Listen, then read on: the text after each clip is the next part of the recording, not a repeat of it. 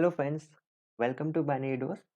From this video, I am going to start a new course operating system. मैं उम्मीद करूंगा कि आपको ये कोर्स बाकी कोर्सेज की तरह पसंद आएगा। इस कोर्स में हम बिल्कुल डेप्थ में जाएंगे ऑपरेटिंग सिस्टम के और साथ साथ में इस कोर्स में हम न्यूमेरिकल्स भी कवर करेंगे। इस कोर्स में आपको हर एक वीडियो के बाद उसके नोट्स भी मिलेंगे जो कि आप टेलीग्राम चैनल पर जाकर एक्सेस कर सकते हैं। आपको उसका लिंक डिस्क्रिप्शन में मिल जाएगा। ओके, तो शुरू करते हैं।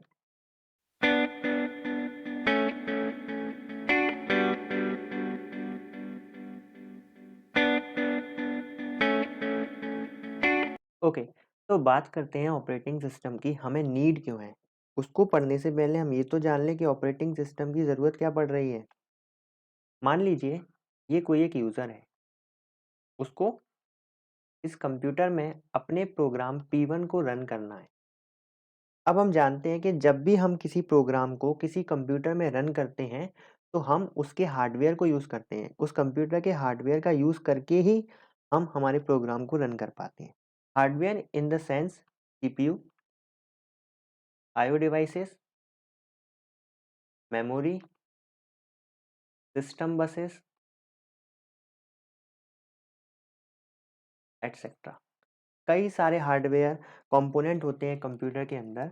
अगर आपको आपका प्रोसेस रन करना है तो आपको इन सारे हार्डवेयर को मैनेज करना पड़ेगा, इन सारे हार्डवेयर से काम लेना पड़ेगा।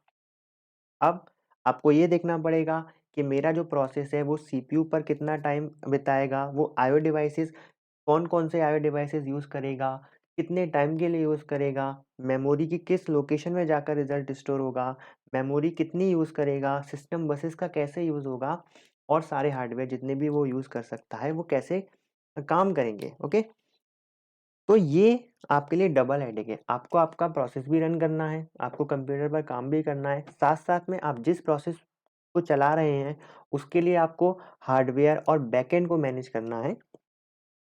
तो इस काम को इजी बनाने के लिए हम ऑपरेटिंग सिस्टम को लेकर आते हैं in the middle of computer hardware and user.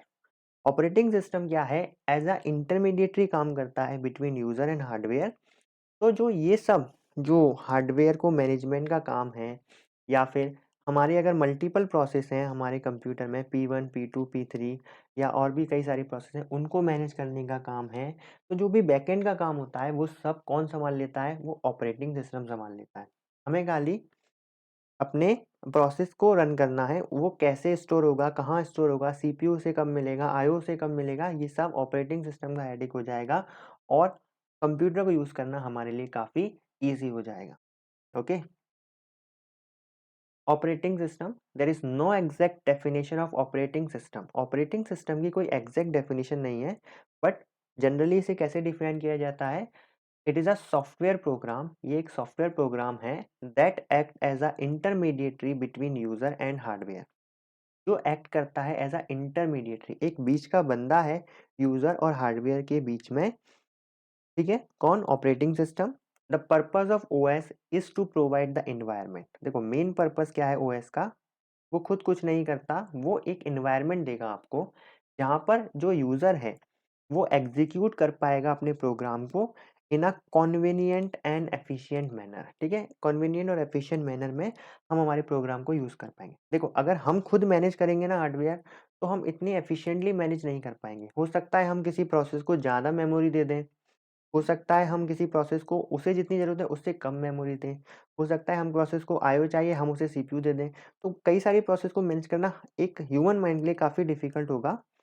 तो ऑपरेटिंग सिस्टम खुद एक सॉफ्टवेयर है, वो उसे ईजिली मैनेज कर पाएगा। ठीक है, और हमें एक एनवायरनमेंट देगा जिसमें हम हमारी प्रोसेस को कन्वीनियंट एंड एफिशिएंट मैनर में एग्जीक्यूट कर पाएंगे।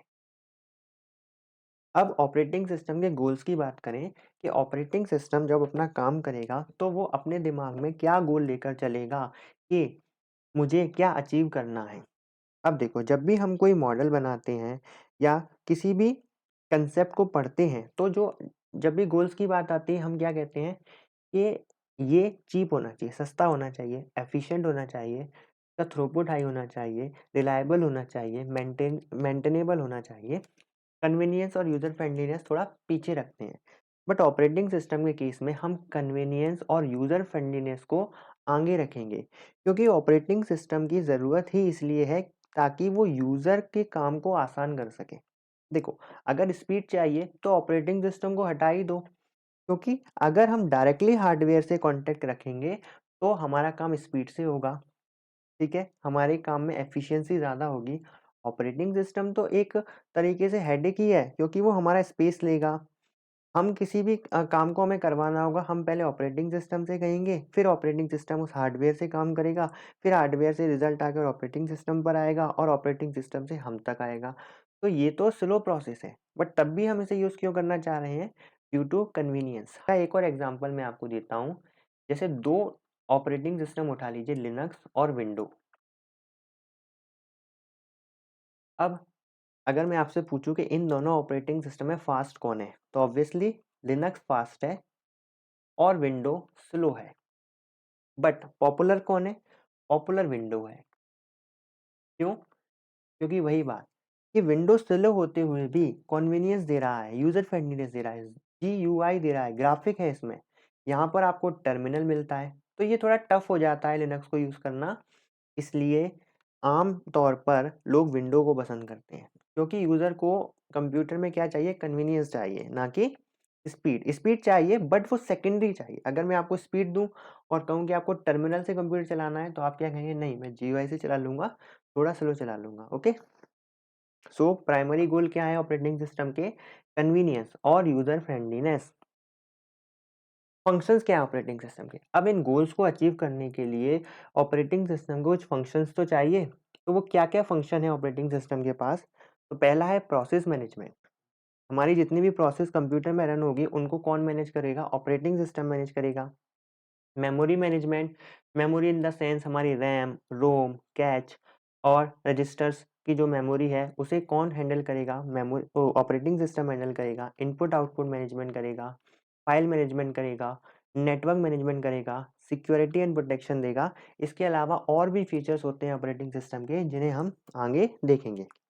ओके, तो आई होप आपको ये इंट्रोडक्शन वीडियोस पसंद आया होगा और आप तैयार हो गए होंगे इस कोर्स में जाने के लिए। इस प्लेलिस्ट को एक्सेस कर लीजिएगा और इन नोट्स को एक्सेस कर सकते हैं आप टेलीग्राम पर। लिंक आपको डिस्क्रिप्शन में मिल जाएगा। वीडियो को लाइक कीजिए, कमेंट करके बताइए। Thank you very much.